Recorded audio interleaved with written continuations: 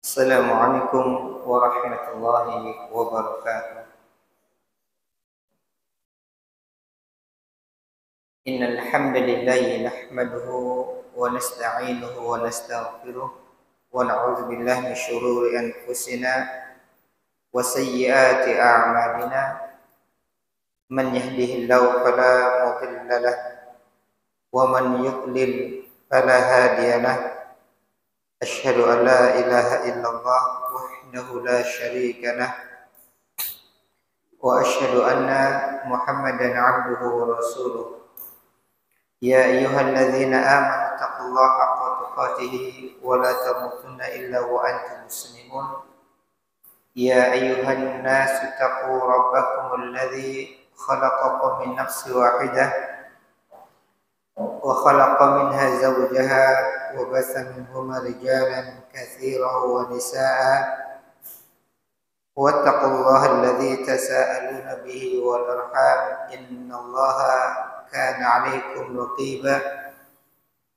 Ya ayyuhalladzina amanu taqullaha wa qulu qawlan sadida yuslih lakum a'malakum wa yaghfir lakum dhunubakum wa may yuti'illaha wa rasulahu faqad faza fawzan 'azima. Amma ba'd, fa inna ahsanal kalami kalamullah wa khairal huda huda nabiyyina Muhammad sallallahu alaihi wasallam wa syarrul umuri muhdatsatuha wa kullu muhdatsatin bid'atun wa kullu bid'atin dhalalah wa kullu dhalalatin finnar. Ikhwani wa akhwati fid-din, a'azanallahu iyyakum. Insyaallah kita akan lanjutkan pembacaan kitab Manhajus Salaf fi Tazkiyatin Nufus. Masih di dalam pasal yang kedua tentang kedudukan Tazkiyatun Nufus di dalam Islam.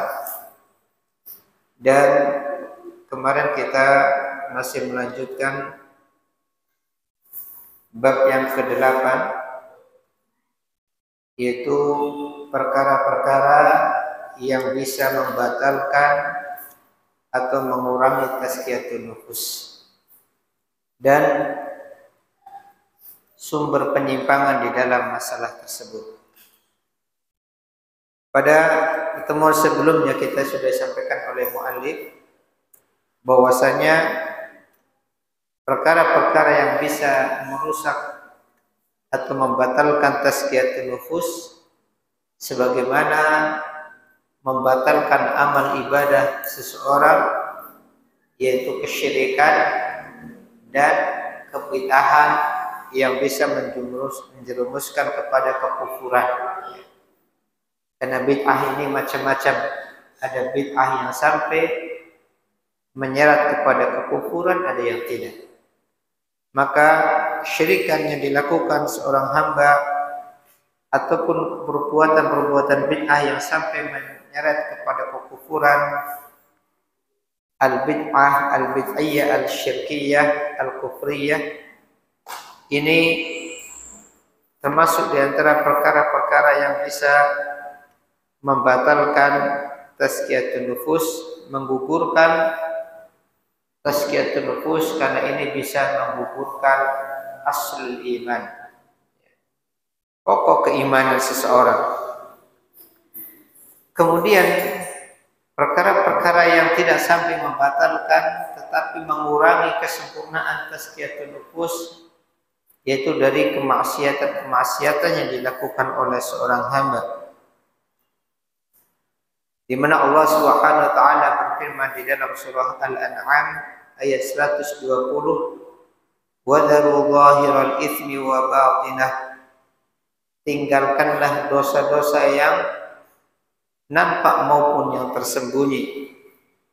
Innal ladzina yaksibuna al-itsma, sesungguhnya orang-orang yang senantiasa mengerjakan perbuatan dosa, sayujzauna bima kanu yaqtarifun, kelak nanti mereka akan mendapatkan balasan disebabkan apa yang senantiasa mereka kerjakan.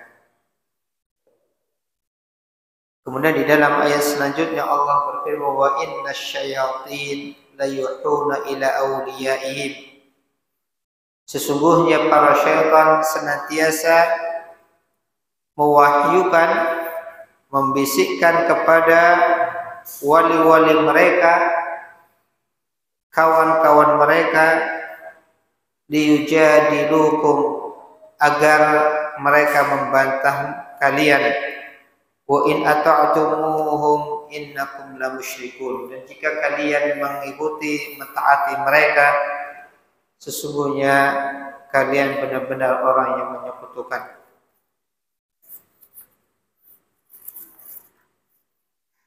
Kita lanjutkan pembacaan kitab kita di halaman 60 bagian bawah. Wa qala rahimahullah fi tafsirihi li ayati suratil an'am.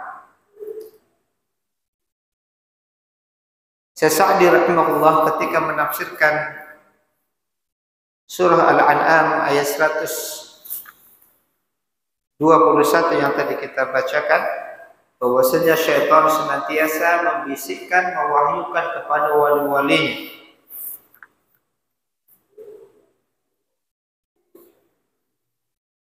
Dallat hadhil ayatul karimah, ayat ini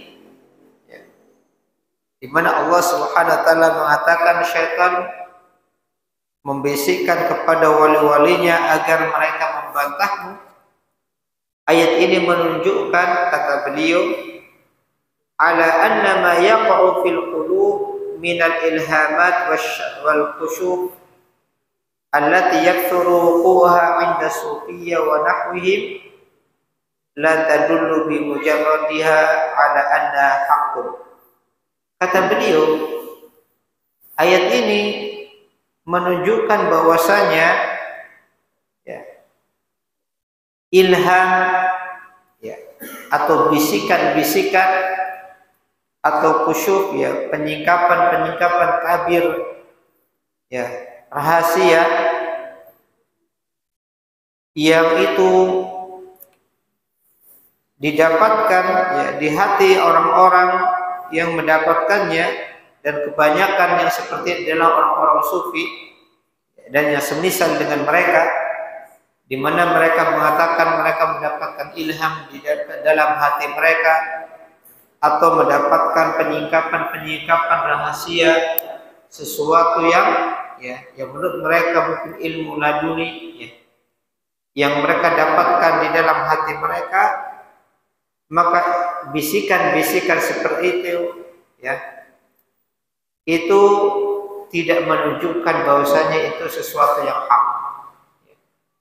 Apabila ada seorang mengatakan saya mendapatkan wahyu, saya mendapatkan firasat, mendapatkan bisikan di dalam hati saya, seperti ini dan seperti ini, atau penyingkapan tentang hakikat-hakikat sesuatu yang mungkin tidak banyak diketahui oleh manusia,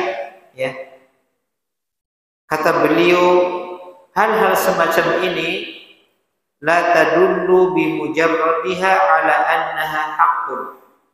Hal-hal seperti ini semata itu tidak menunjukkan itu sesuatu yang hak, yang benar. Bukan berarti itu wahyu yang benar. Wala tusaddaq hatta tu'radu ala kitabillahi wa sunnati rasulih. Dan perkara-perkara seperti ini tidak boleh langsung kita benarkan. Langsung kita benarkan bahwasanya fulan telah mendapatkan wangsit atau mendapatkan bisikan, mendapatkan ilham, perkara seperti ini yang dia dapatkan. Walaupun dia jujur mengatakan apa yang dia dapatkan di dalam hatinya, kata Syekh Sa'di, tidak boleh langsung kita benarkan sampai itu dihadapkan kepada kitabullah dan sunnah Rasul sallallahu alaihi wasallam, ditimbang dengan Al-Qur'an dan Sunnah.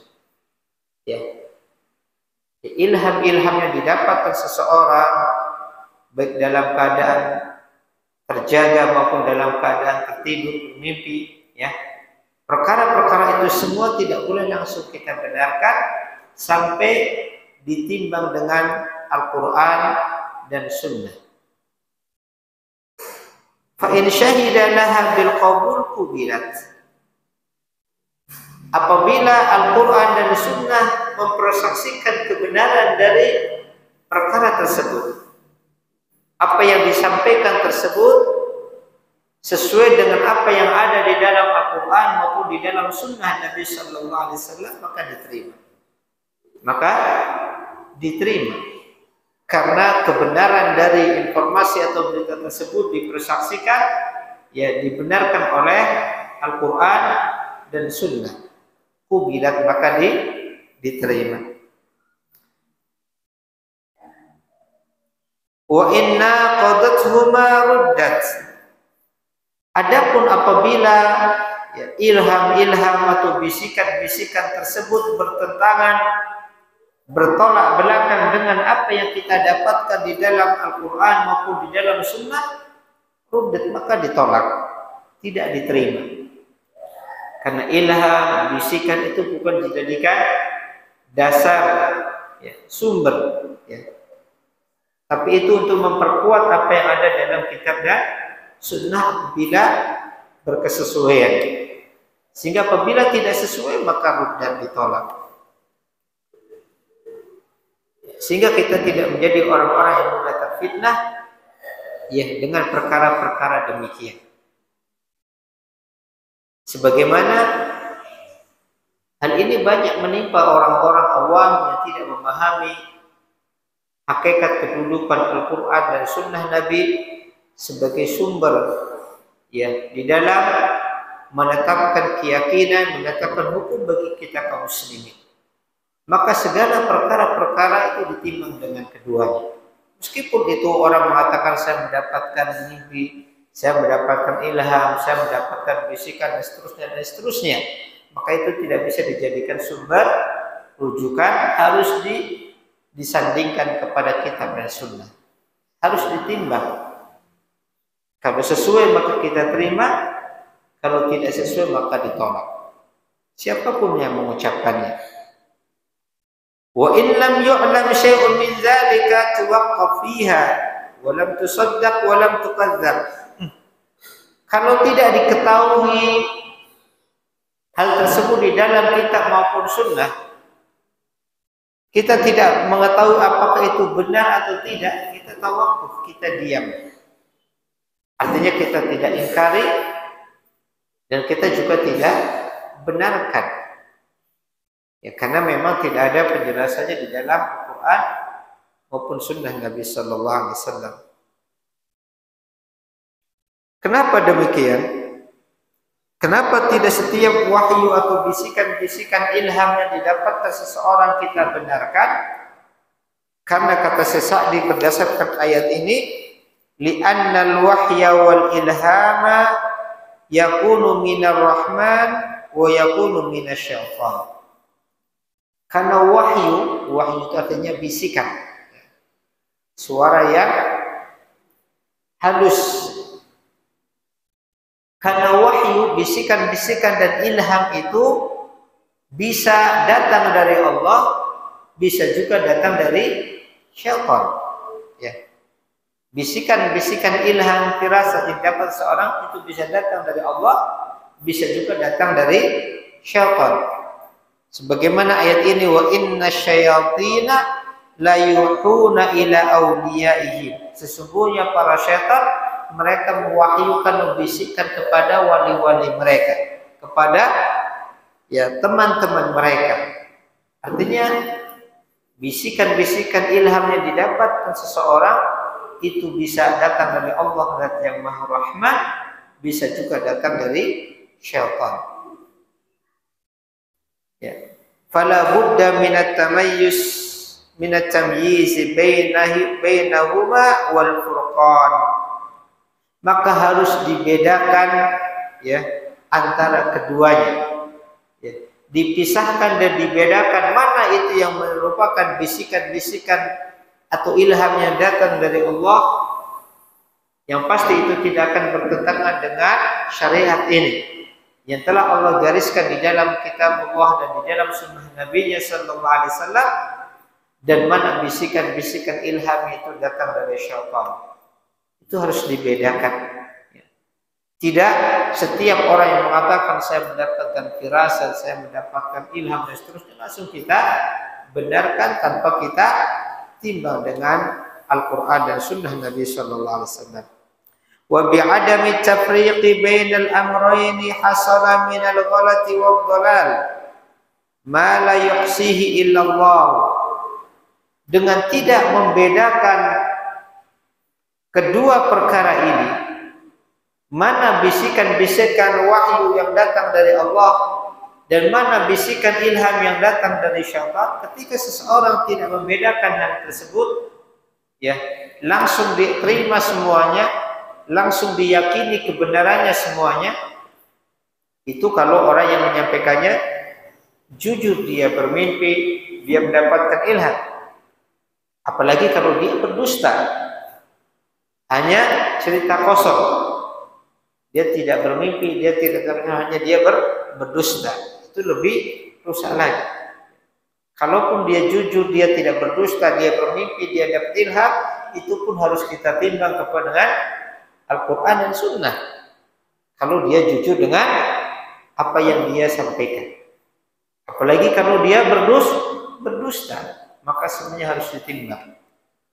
Kalau kita tidak, kata beliau, ketika tidak membedakan dua perkara ini, ya, maka akan banyak terjadi kekeliruan dan penyimpangan yang sangat banyak, yang tidak terhitung jumlahnya, tidak bisa dihitung kecuali Allah yang mampu menghitung. Sebagaimana banyak kita dapatkan, ya, di zaman kita, banyak khurafat, keyakinan yang mungkin sebelumnya tidak pernah dikenal kaum muslimin, bahkan tidak terbesit di dalam keyakinan kaum muslimin, tapi sekarang berkembang, sekarang muncul, dan itu menjadi sebuah akidah, padahal hanya sumbernya dari mimpi atau dari kisah-kisah, dari dongeng-dongeng yang tidak tahu kebenarannya. Kenapa? Karena tidak adanya sikap untuk membedakan mana yang merupakan bisikan-bisikan syaitan, mana yang merupakan bisikan-bisikan dari Allah yang Maha Rahman.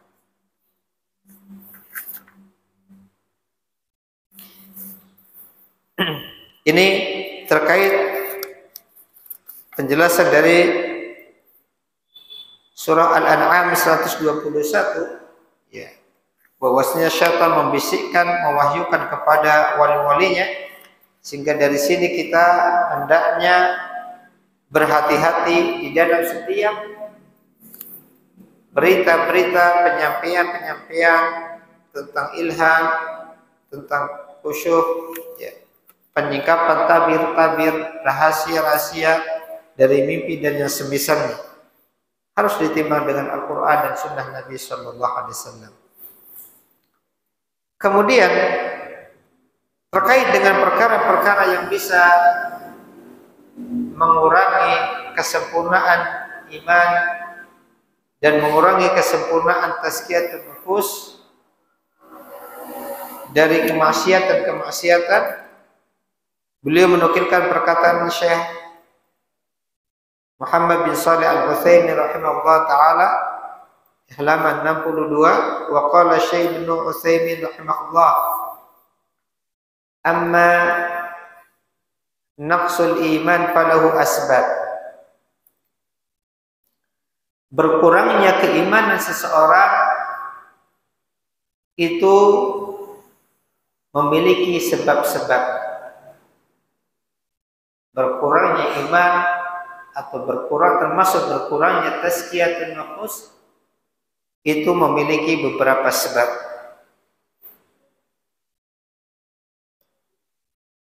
Minha, di antara sebabnya, fi'lul ma'siyah, yaitu melakukan kemaksiatan. Di antara sebab yang bisa mengurangi keimanan seseorang, melemahkan keimanan seseorang adalah fi'lul ma'siyah, melakukan kemaksiatan. Fayanqusul imanu bihasabi qadriha wa tahawuni biha wa quwwati da'i ilaiha aw dha'fihi. maka keimanan seseorang akan berkurang sesuai dengan ukuran kemaksiatan yang dia kerjakan. Ya, artinya semakin besar kemaksiatannya, semakin besar ya berkurangnya keimanan. Keimanan akan berkurang sesuai dengan ukurannya, ukuran kemaksiatan yang dikerjakan. Wa tahawuni biha, dan sesuai dengan sikap dia di dalam meremehkan kemaksiatan tersebut. Tahawun artinya menganggap remeh atau menganggap sesuatu yang bermudah-mudah di dalam bermaksiat. Waliyadzubillah. Maka seseorang semakin bermudah-mudah di dalam bermaksiat, maka semakin besar juga ya berkurangnya keimanannya. Wa quwwati da'i ilaiha au dha'fihi, dan juga sesuai dengan kuat atau lemahnya faktor-faktor yang mendorong perbuatan maksiat tersebut. Ya. Faktor-faktor yang mendorong seseorang untuk bermaksiat.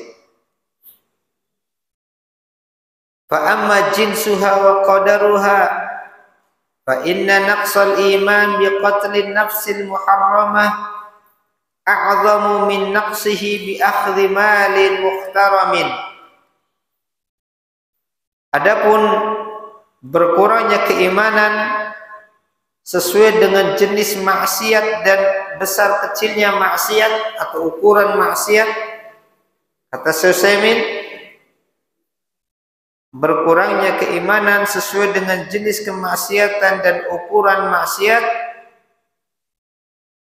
maka beliau contohkan di sini berkurangnya keimanan karena membunuh jiwa yang diharamkan, ini jauh lebih besar dari berkurangnya keimanan karena mengambil harta yang dilindungi, harta milik orang lain. Kenapa? Karena membunuh jiwa yang dilarang untuk dibunuh, jiwa yang diharamkan, yang terjaga, itu dosanya lebih besar daripada mengambil hartanya. Maka berkurangnya keimanan disebabkan perbuatan tersebut lebih besar. Ini berkurangnya keimanan sesuai dengan kadar ukuran maksiat yang dikerjakan seseorang. Wa naqsuhu bi ma'siyataini a'zam min naqsihi bi ma'siyatin wahidah. Dan berkurangnya keimanan disebabkan dua kemaksiatan yang dilakukan itu lebih besar daripada berkurangnya keimanan karena satu kemaksiatan yang dilakukan. Artinya semakin banyak maksiat, semakin besar maksiat, maka semakin besar juga atau semakin berkurang keimanan seseorang. Ini dari sisi jenis maksiat dan besar kecilnya maksiat. Kemudian yang berikutnya wa amma tahawun biha. Adapun ditinjau dari sikap bermudah-mudahan di dalam maksiat. Tahawun artinya orang-orang yang menganggap remeh, menganggap biasa atau bermudah-mudahan di dalam melakukan suatu kemaksiatan, bukan menganggap itu sesuatu yang besar, sesuatu yang membinasakan. Adapun dari sisi meremehkan kemaksiatan, fa innal ma'siyata idza sadarat min qalbin mutahawinin biman asahu dha'ifil khafi minhu kana naqsul imani biha a'zam min naqsihi idza sadarat min qalbin mu'azzimin lillahi ta'ala syadidil khafi minhu lakin faratat minhul ma'siyatu. Kata beliau, suatu kemaksiatan apabila itu muncul terjadi dari hati yang senantiasa meremehkan Zat yang dia maksiat yaitu meremehkan Allah. Ya. Lemah rasa takutnya kepada Allah Subhanahu wa taala. Hati orang-orang yang lalai, orang-orang tidak ada rasa takut kepada Allah Subhanahu wa taala, lemah rasa takutnya, maka berkurangnya keimanan dengan sebab seperti itu jauh lebih besar dari berkurangnya keimanan yang timbul dari hati yang senantiasa mengagungkan Allah, hati yang senantiasa takut kepada Allah, akan tetapi hati tersebut dikalahkan dengan kemaksiatan. Akhwani wa akhwati a'azanallahu iyyakum, seorang mukmin, seorang hamba terkadang Allah uji dengan kemaksiatan yang dia kerjakan. Maka ada sebagian mereka yang beramah lemah, bermudah-mudah dengan kemaksiatan yang dia kerjakan. Kurang rasa takutnya kepada Allah Subhanahu wa taala, kurang pengagungannya kepada Allah Subhanahu wa taala, sehingga begitu mudah dia jatuh di dalam kemaksiatan tersebut. Dan menganggap itu sesuatu yang biasa dan tidak membahayakan diri. Maka keadaan seperti ini menunjukkan besarnya pengurangan keimanan dia. Berbeda dengan orang-orang yang dia senantiasa takut kepada Allah Subhanahu wa taala, dia senantiasa menganggap besar maksiat tersebut, ya, karena dia senantiasa mengagungkan Allah Subhanahu wa taala, tetapi kemaksiatan atau hawa nafsu mengalahkan dirinya sehingga dia pun jatuh di dalam maksiat. Ya. Maka keadaan seperti ini tidak sama dengan keadaan yang sebelumnya. Ya. Kenapa? Karena rasa takut yang ada pada dirinya menyebabkan berkurangnya keimanan tidak sebesar orang-orang yang meremehkan maksiat.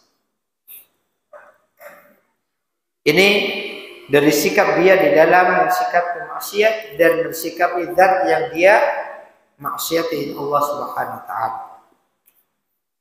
Kemudian yang ketiga, wa amma quwwatu da'i ilaiha, dari sisi faktor yang memicu terjadinya maksiat. Kalau yang pertama dari sisi jenis maksiat dan ukuran besar kecilnya maksiat. Yang kedua dari sikap orang yang bermaksiat, apakah dia termasuk orang-orang yang meremehkan maksiat atau dia menganggap sesuatu yang besar atau membahayakan maksiat. Kemudian yang ketiga dari sisi faktor yang memicunya, faktor pendorong atau pemicu terjadinya maksiat. Fa innal ma'siyata idza sadarat mimman dha'ufat minhu dawa'iha kana naqsul iman biha a'zam min naqsihi idza sadarat mimman qawiyat minhu dawa'iha. Kata Syekh, kemaksiatan apabila itu terjadi pada seseorang yang faktor-faktor pendorongnya itu lemah, potensi dia untuk bermaksiat itu lemah sebenarnya. Ya. Artinya tidak kuat potensi untuk bermaksiatnya, tetapi terjadi maksiat, maka ini berkurangnya keimanan dengan sebab seperti ini. Ketika lemah faktor pendorongnya, maka berkurangnya iman semakin besar. Artinya dengan faktor pendorong yang lemah pun dia bisa bermaksiat, menunjukkan keimanannya lemah. Ya. Semakin besar pengurangan keimanannya dibandingkan dengan kemaksiatan yang muncul dari orang-orang atau kelompok manusia yang memang faktor motivasi untuk bermaksiatnya besar. Ya, dawa'i artinya pendorong bermaksiat itu besar. Dicontohkan di sini lidzalik, karena itulah kana istikbarul faqir wa zina syekhi a'zama ithman min istikbaril ghani wa zina syab. Karena itulah kata beliau, dosa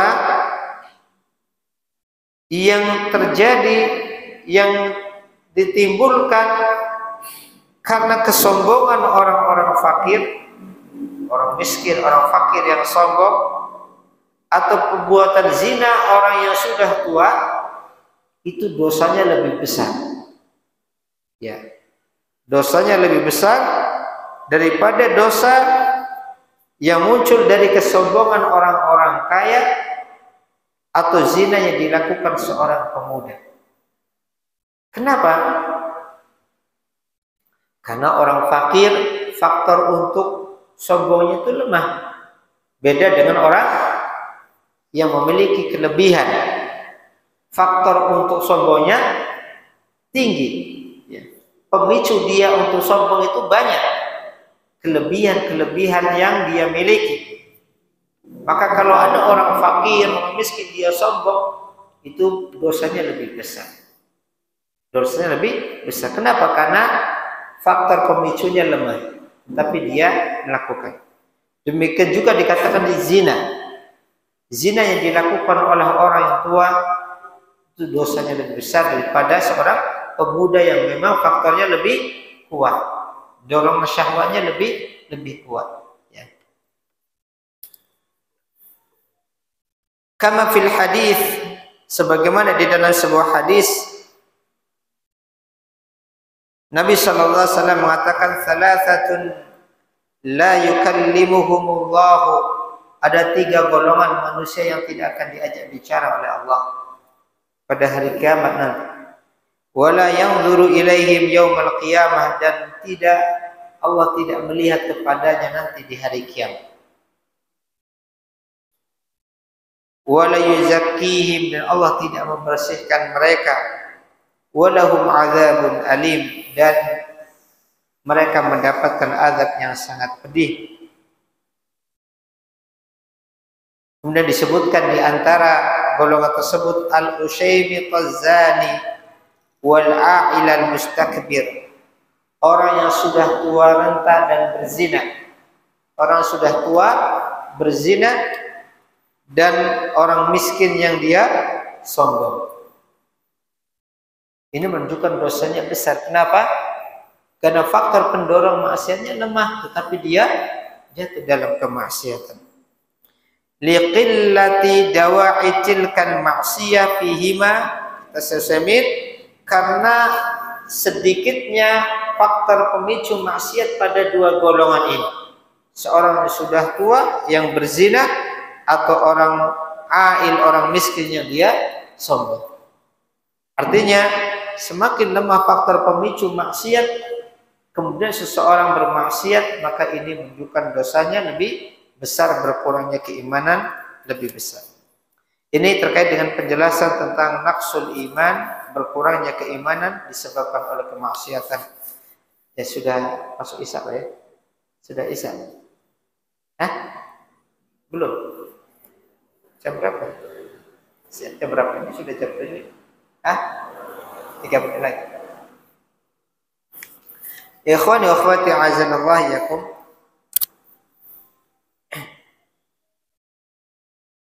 Dari apa yang disampaikan beliau di sini ada beberapa faedah yang mungkin bisa kita sampaikan di sini. Yang pertama, asyirku wal bid'ul kufriyah tubtilu tazkiyatan nafi'ah wa tanquduha min asliha. Kesyirikan dan bid'ah-bid'ah yang menyeret kepada kekufuran, artinya perbuatan bid'ah yang menjatuhkan pelakunya kepada kekufuran, itu bisa membatalkan tazkiyatun nufus dan menggugurkan dari asalnya. Ya, hilang ya keimanannya dengan sebab kesyirikan-kesyirikan yang dikerjakan atau bid'ah-bid'ah kekufuran yang dilakukannya. Yang kedua, adz-dzunubu wal ma'asi adh-dhahira wal batinah tanqusu at-tazkiyah al-wajibah wa la tanquduha. Yang kedua,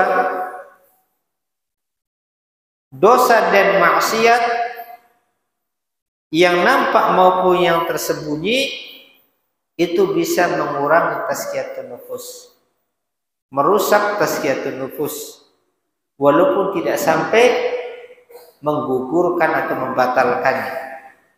Ya. Tidak sampai membatalkan secara asalnya. Artinya dia masih ada keimanan di dalam hati.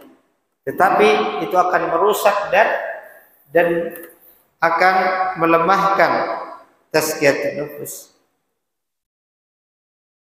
Maka di sini kita memahami ada perkara-perkara yang bisa membatalkan, menggugurkan tazkiyatun nufus. Demikian juga menggugurkan keimanan, menggugurkan amal berupa kesyirikan dan kekufuran, dan ada perkara-perkara yang tidak sampai membatalkannya, tetapi dia menguranginya, merusaknya berupa berbagai macam dosa-dosa dan maksiat yang nampak maupun yang tersembunyi selain kesyirikan dan kekufuran.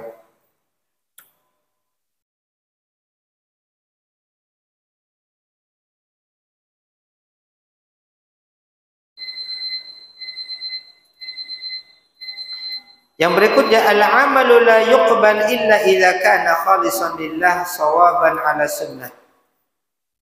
Amalan seseorang itu tidak akan diterima kecuali apabila keberadaannya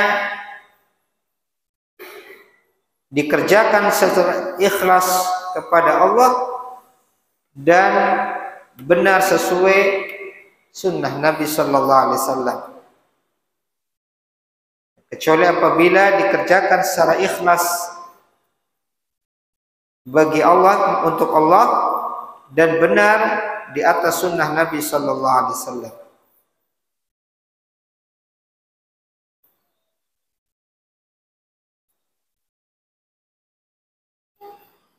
Yang berikutnya kita tambahkan sedikit.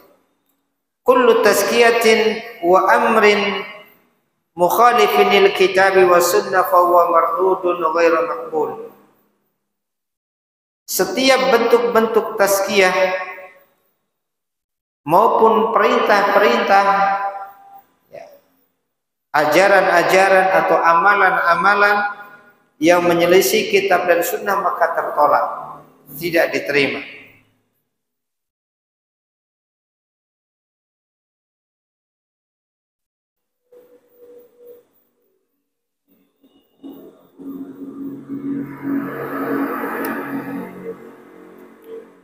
Yang berikutnya, al-farqu bainal wahyil ilahi wal wahyi syaitani. Kita perlu membedakan antara bisikan dari Allah dan bisikan dari syaitan. Ya. Bisikan-bisikan ilham, ya, atau firasat-firasat yang datang dari Allah dan yang datang dari syaitan. Dari mana seseorang bisa menimbangnya, apakah ini bisikan dari Allah atau dari syaitan? Dengan timbangan kitab dan sunnah, ya, yang itu telah dijadikan oleh Nabi sallallahu alaihi wasallam sebagai peninggalan beliau, yang tidak akan tersesat seseorang dengan berpegang kepada keduanya.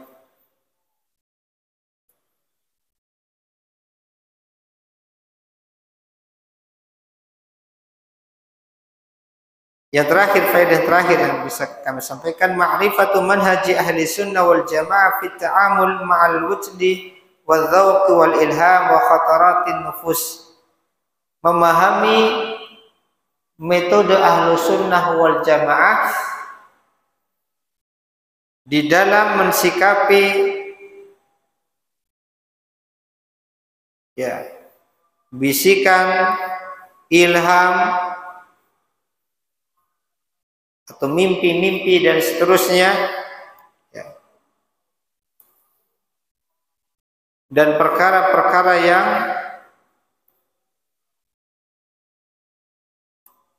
masuk pada jiwa seseorang. Bagaimana sikap ahlu sunnah di dalam mensikapi perkara itu semua, itu harus ditimbang dengan kitab dan sunnah. Ya, kita tidak langsung menerimanya, tapi semuanya dihadapkan ke dalam kitab dan sunnah. Apabila sesuai maka diterima, apabila tidak sesuai maka ditolak, ya. Dan apabila tidak ada keterangan, kita diam, tidak membenarkan dan tidak menolaknya, tawakuf. Dan sumber penyimpangan yang ada adalah ketika tidak memahami perkara ini, menerima semua ya berita-berita dari mimpi-mimpi, dari bisikan-bisikan, ya tanpa menimbang dengan kitab dan sunnah. Itulah sumber penyimpangan yang banyak terjadi di tengah-tengah umat. Ya kita azan, habis itu nanti kita tambahkan sedikit materi insyaallah.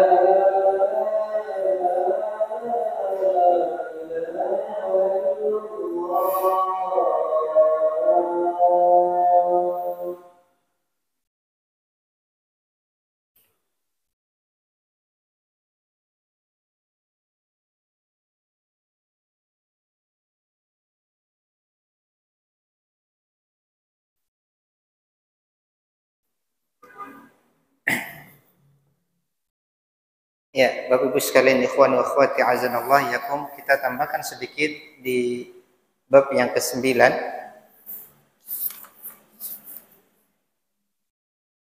Setelah kita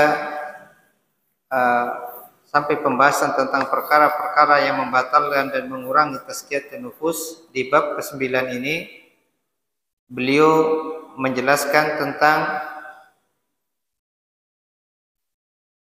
beberapa perkara-perkara yang menjadi khasais atau kekhususan tazkiyatun nufus menurut Ahlus Sunnah wal Jamaah.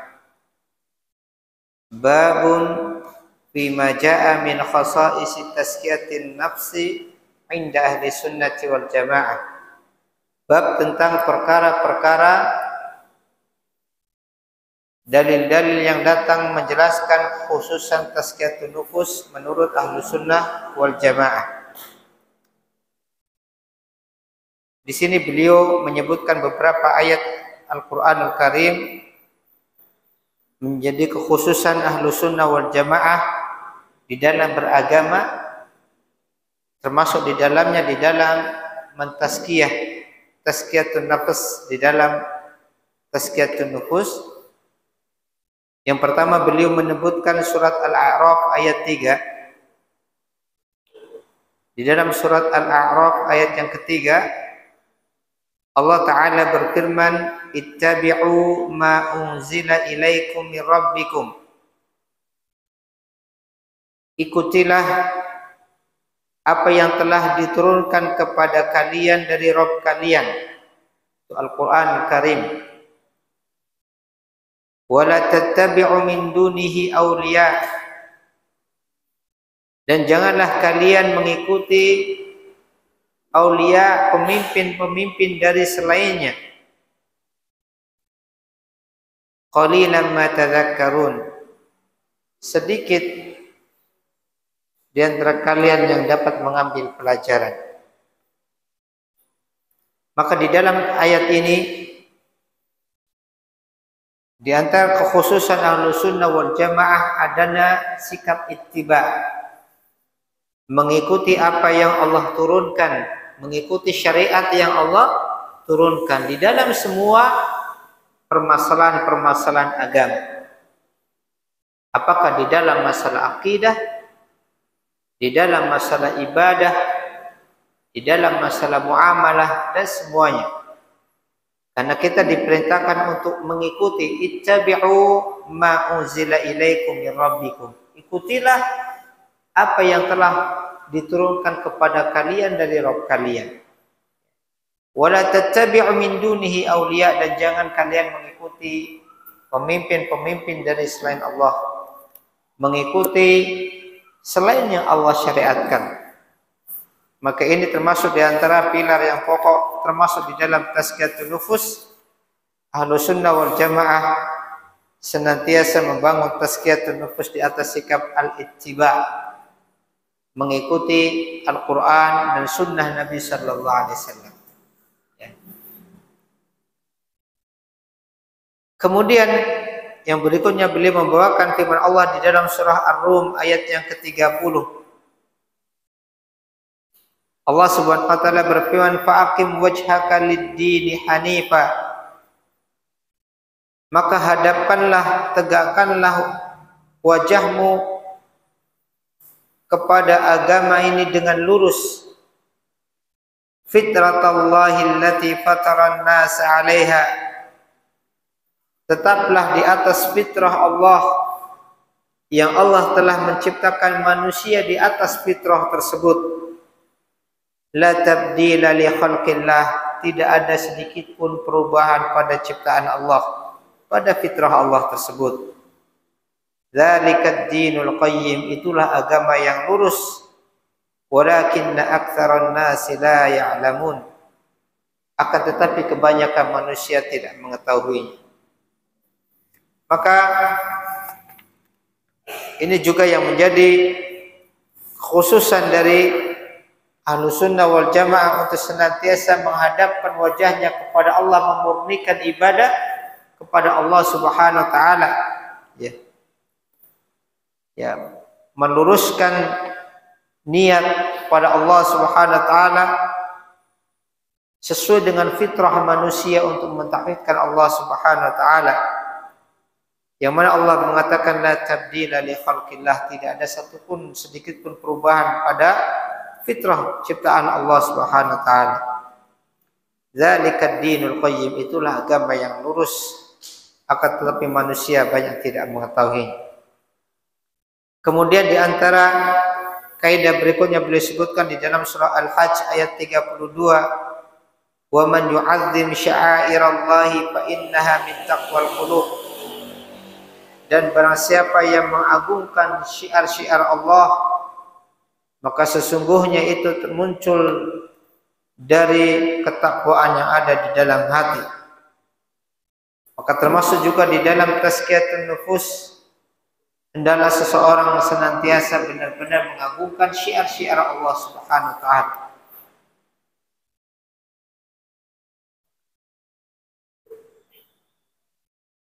Kemudian beliau membawakan firman Allah di dalam surah Al-Isra ayat 57. Di dalam surah Al-Isra ayat 57 Allah berfirman, "Ulaikal ladzina yad'una yabtaguna ila rabbihimul wasilah ayyuhum aqrabu wa yarjuna rahmatah wa yakhafuna 'adzabah." Ulaika mereka itu alladzina yad'una, yaitu orang-orang yang mereka senantiasa menyerunya, yabtaguna ila rabbihimul wasilah, mereka sendiri senantiasa berusaha mencari wasilah untuk mendekatkan diri kepada Tuhan mereka. Ayyuhum aqrabu, siapakah di antara mereka yang paling dekat atau lebih dekat kepada Allah. Wa yarjuna rahmatah, dan mereka senantiasa mengharapkan rahmatnya. Wa yakhafuna 'adzabah, dan mereka senantiasa takut kepada azabnya. Artinya orang-orang yang diseru manusia dari orang-orang saleh, dari para nabi, para wali, orang-orang saleh yang manusia senantiasa menyeru kepada mereka, berdoa kepada mereka, maka para nabi, orang-orang saleh, sebenarnya mereka sendiri senantiasa berusaha mendekatkan diri kepada Allah Subhanahu wa taala.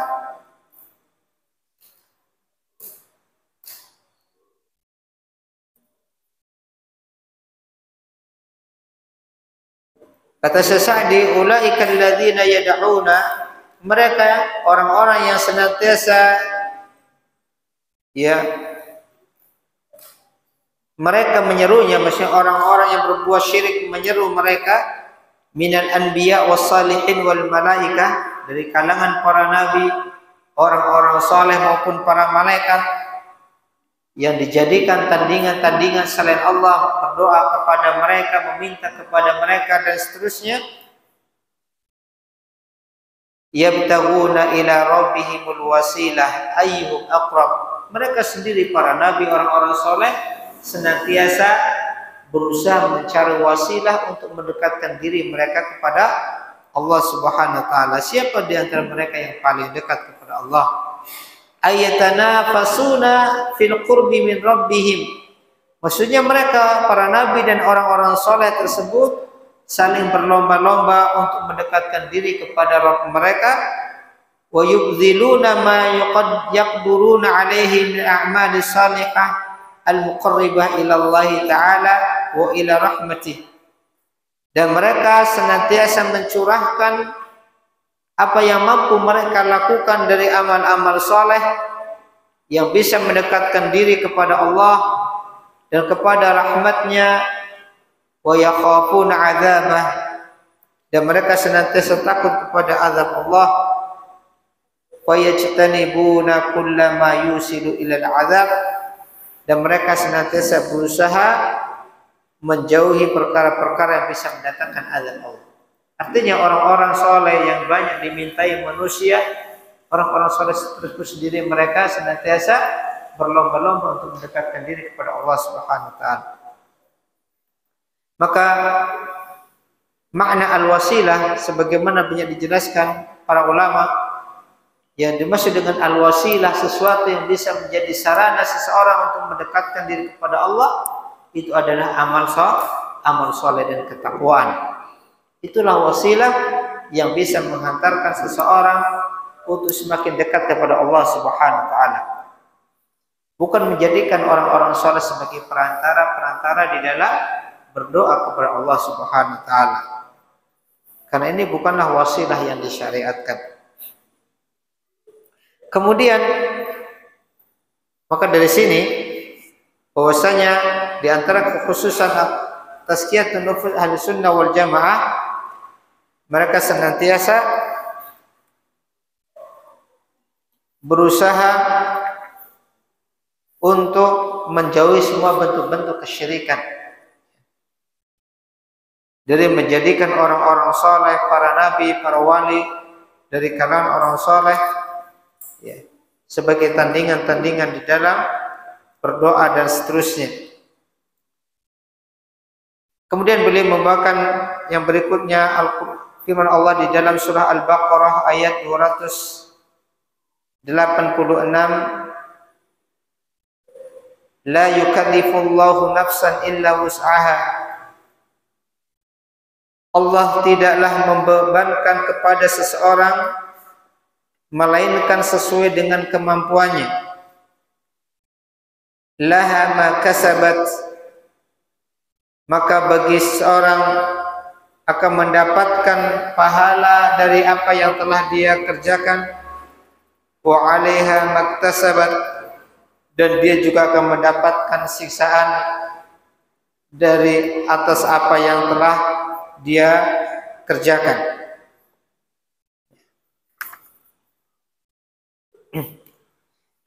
Ini beberapa ayat-ayat yang beliau bawakan yang insyaallah nanti akan dijelaskan sebagai dasar-dasar Ahlus Sunnah di dalam membangun tazkiyatun nufus, bahwasanya di dalam membangun tazkiyatun nufus harus dibangun di atas dasar sikap ittiba, mengikuti Al-Quran dan Sunnah Nabi Sallallahu Alaihi Wasallam. Kemudian di dalam membangun tazkiyatun nufus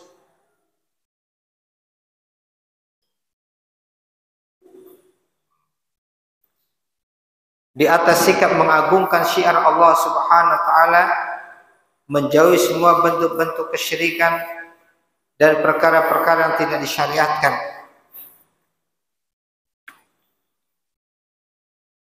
Kemudian beliau membawakan hadis Rasulullah sallallahu alaihi wasallam. Nabi sallallahu alaihi wasallam bersabda, "Innad dina yusrun."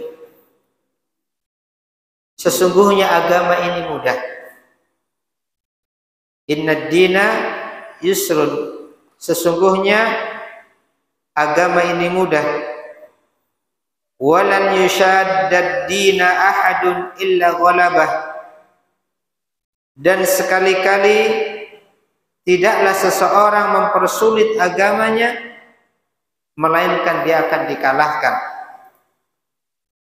Dan sekali-kali seseorang tidaklah mempersulit agama melainkan dia akan dikalahkan.